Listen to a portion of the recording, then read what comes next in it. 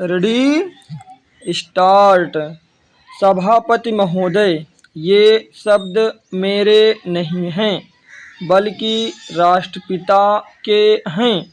जो लोग आज सरकार में बैठे हुए हैं, क्या वे अपने दिल में सोचेंगे कि यह देशद्रोह शब्द बालकों को अंग्रेजी पढ़ाने के लिए राष्ट्रपिता का कहा हुआ है।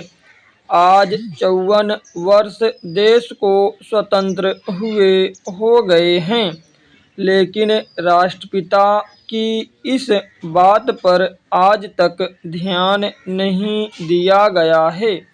अंग्रेजी भाषा को पढ़ाना क्यों बंद नहीं किया गया है और उसको दैनिक कार्यों में क्यों प्रयोग में लाया जाता है। मैं इस बात को कई बार इस सदन में कह चुका हूँ और मैंने इस विधान परिषद की नियमावली में 1 वर्ष पहले एक संशोधन भी रखा था, लेकिन मेरा दुर्भाग्य है कि वह संशोधन वर्ष भर से इस सदन में प्रस्तुत नहीं हो सका।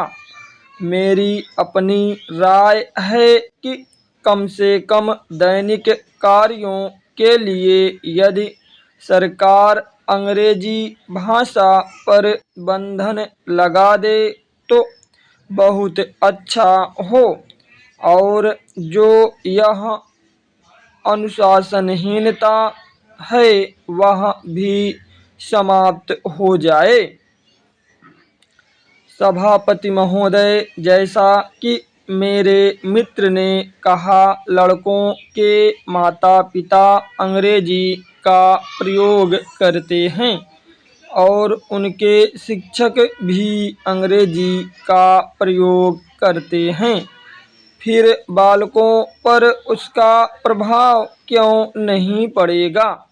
मैं उनसे सहमत हूँ कि बालकों में नकल करने की आदत होती है, जैसा वे अपने बड़ों को करते देखते हैं वैसा ही वे करते हैं। अगर हम कोई बुरा काम करेंगे तो उसका प्रभाव बालकों पर अवश्य पड़ेगा। आप देखेंगे कि जिस मनोवृत्ति के माता पिता और शिक्षक होते हैं, उसी प्रकार के बालक भी होते हैं। हम दूसरों को तो परामर्श दे देते हैं, लेकिन स्वयं उस पर अनुपालन नहीं करते। इसके साथ ही साथ हमको शिक्षा प्रणाली की ओर भी ध्यान देना है। शिक्षा के जिन तरीकों को आजकल अपनाया जा रहा है वे वास्तव में लाभकारी नहीं हैं।